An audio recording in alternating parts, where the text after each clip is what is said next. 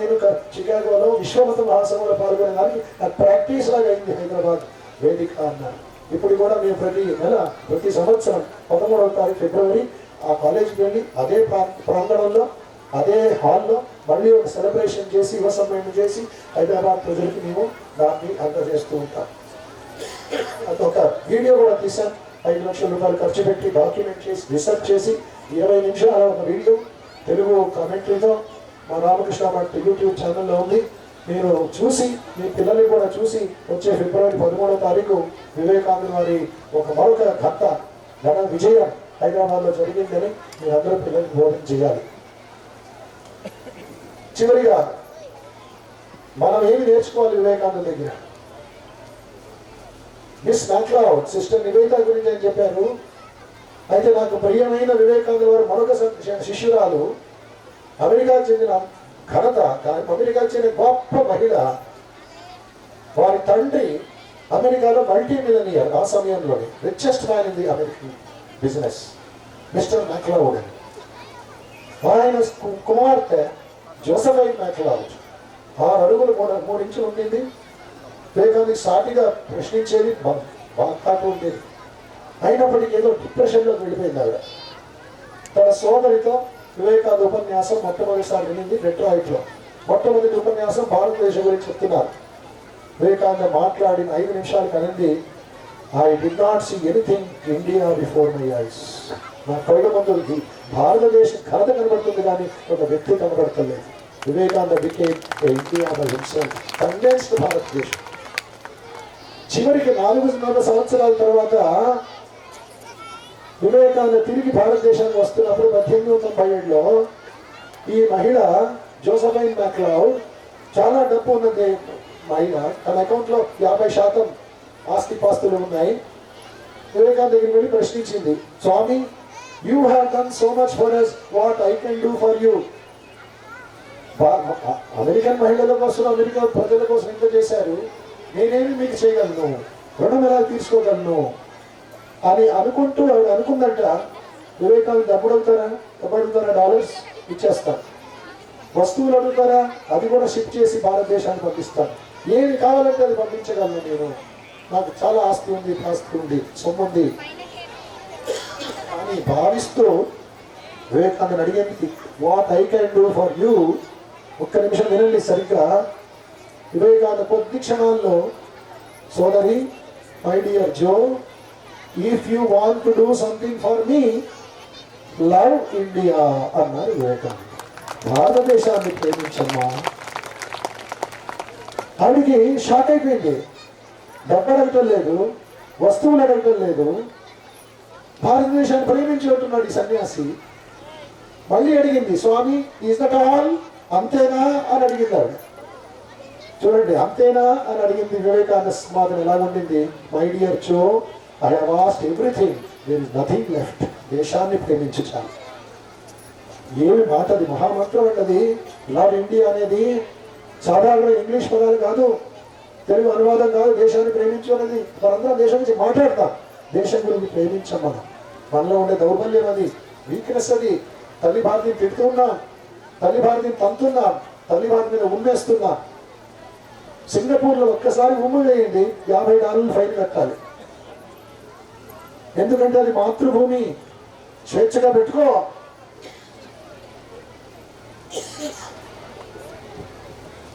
జాగ్రత్తగా ఉండాలి తల్లి భారతికి ప్రశ్నించే ముందు. ఇష్టం వచ్చినట్లు మాట్లాడుతున్నారు. పూర్వీకులంతా మూర్ఖులంట, మన సంస్కృతి అజ్ఞానం శిథిలావస్థలో ఉందంట, మన శాస్త్రాలు, ఇతిహాస పురాణాలన్నీ అబద్ధమంట అని ఒక పెద్ద దూరు తయారైంది భారతదేశంలో. దాన్ని అన్ని ఖండించి ఖండించి ఖండించి వివేకానంద దాన్ని రక్షించామని. అందుకే ఇళ్లల్లో ఆ మీడియా ముందు కూర్చున్నప్పుడు ఎంతో మంది నాయకులు ఏదో మాట్లాడుతున్నారు, అశ్లీలమైన మాట్లాడుతున్నారు, తల్లి భారతి మీద తంతున్నారు. హైదరాబాద్ రోడ్డుల్లో తల్లి భారతి వేధిస్తుంది, ఏడుస్తుంది అమ్మ. ఢిల్లీలో ఏడుస్తుంది అమ్మ, కలకత్తాలో ఏడుస్తుంది. మానభంగాలు ఏమిటి, అవమానాలు ఏమిటి? దుర్గా పూజ ఆచరిస్తాం, హనుమకొండలో భద్రకాళి పూజ చేస్తాం, విజయవాడలో కనకదుర్గ వేస్తా అలాంటి అమ్మని అవమానం. వివేకానంద అన్నారు, ఏనాడు ఆ దేశం జాగ్రత్త అవ్వదు. ఎందుకంటే ఉమెన్ ఆర్ డిస్రెస్పెక్ట్. ఒక బాధకరమైన లేఖ రాస్తారు వివేకానంద. ఇక్కడ వచ్చి చూడండి అమెరికాని. వివేకానంద ప్రశ్నిస్తున్నారు భారతీయుల్ని. స్త్రీలు కేవలం భోగం కోసం, కామవాంఛన కోసం ఉపయోగిస్తారు. వస్తువు స్త్రీ ఎక్కడ. అప్పల ప్రసాద్ కూడా దాన్ని సూచించారు. మదర్హుడ్డే లేదు, అందుకే మదర్స్ డే అని సపరేట్గా సెలబ్రేట్ చేస్తారు. అది మనం అడ్వర్టైజ్మెంట్గా మనం కూడా అదే ఆచరిస్తాం. Mother's day, mother's day. నేటికి మదర్స్ డే, రేపు మదర్స్ డే, వచ్చే ఆదివారం కూడా మదర్స్ డే. ఒకే రోజు మదర్స్ డే కాదు మనకి భారతదేశంలో.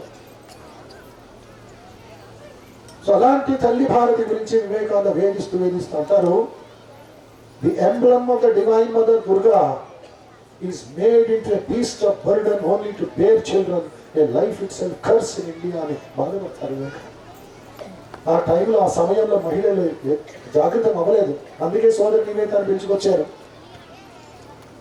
ఒక సిస్టర్ క్రిస్టియన్ పిలుచుకొచ్చారు వివేకానంద. సిస్టర్ క్రిస్టియన్ మొట్టమొదటిసారి ఒక లెక్చర్లో INDIA, ఇండియా, వాళ్ళ ఇండియా ఆ భాష మాట్లాడేవారు.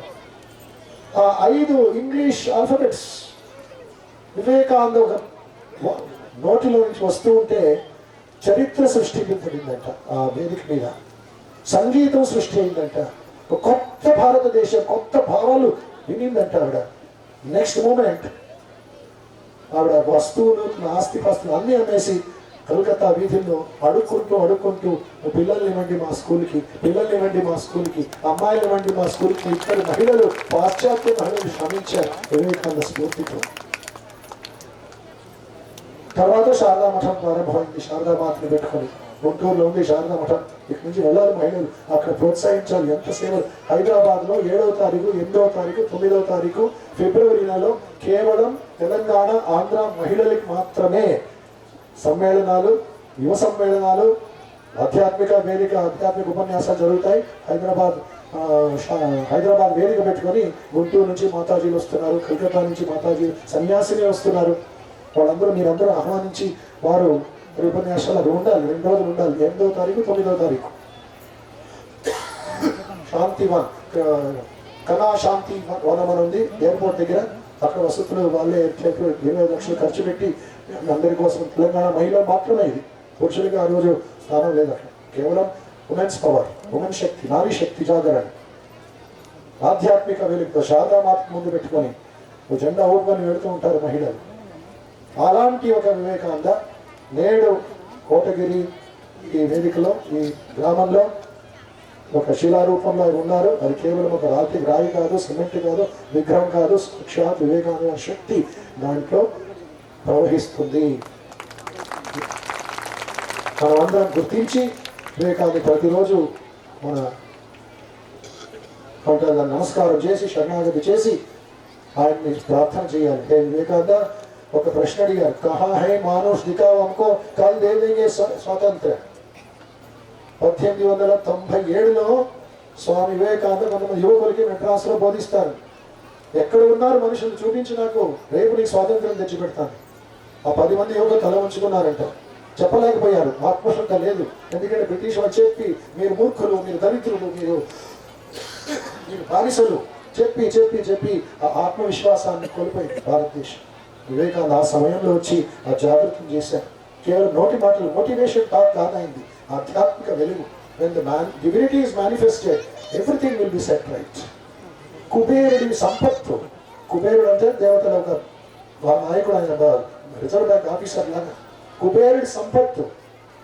You put on a village in India, still the village will be poor because people should have character అంటారు వివేకానంద. ఏ ఆఫీసర్ కానీ, IAS, డిస్ట్రిక్ట్ కలెక్టర్, టీచర్, ఉపాధ్యాయుడు, పెద్ద CEO అయిన వాళ్ళ క్యారెక్టర్ ఉంటే ఆ దేశం అద్భుతమైన దేశం అవుతుంది. సో వివేకానంద ముఖ్యమైన ఇదేమిటంటే ఎడ్యుకేషన్తో పాటు, సైన్స్తో పాటు, మ్యాథమెటిక్స్తో పాటు భారతదేశంలో ఉన్న రత్నాల గురించి, క్యారెక్టర్ గురించి బోధించండి. సివి రామన్ గురించి బోధించండి, మేఘనాథ్ సాహా గురించి బోధించండి, సత్యేంద్రనాథ్ బోస్, జగదీష్ చంద్ర బోస్, వీళ్ళందరూ మహానాయకులు. వాళ్ళ గురించి ఎవరు చెప్పరు. న్యూటన్, అలెగ్జాండర్, వంకాయ పులుసు అంటూ ఉంటారు. వీళ్ళు మన భారతదేశం విజ్ఞానులు. వీళ్ళ వల్ల తయారైంది మా న్యూక్లియర్ ఎనర్జీ భారతదేశంలో. ఉదాహరణకి జేసీ బోస్ ఎలక్ట్రిసిటీ కనిపెట్టాడు, వైర్లెస్ కనిపెట్టాడు, మొక్కల్లో చెట్టుల్లో లైఫ్ ఉందని కనిపెట్టాడు. బ్రిటిష్ వాళ్ళు ఏం చేశారు, ఆ పేపర్స్ అన్ని తీసుకొని కాల్చి పారేశారు. వదలలేదు వాళ్ళు. నోబెల్ ప్రైజ్ ఇంకెవరికి దొరికింది? వివేకానంద జేసీ బోస్తో సంపర్కం అయింది ఫ్రాన్స్లో, ఫ్రెంచ్ కాంగ్రెస్లో. సైన్స్ మీటింగ్ జరిగింది ఫ్రాన్స్లో. అక్కడ జేసీ బోస్ వచ్చాడు, 24 సంవత్సరాల యువకుడు. బెంగాలీలో తను వివేకానంద మాట్లాడుకున్నారు, బెంగాలీ బాయ్ గారికి. వివేకానంద లేఖ రాస్తారు, I made this young boy Jagadish one of the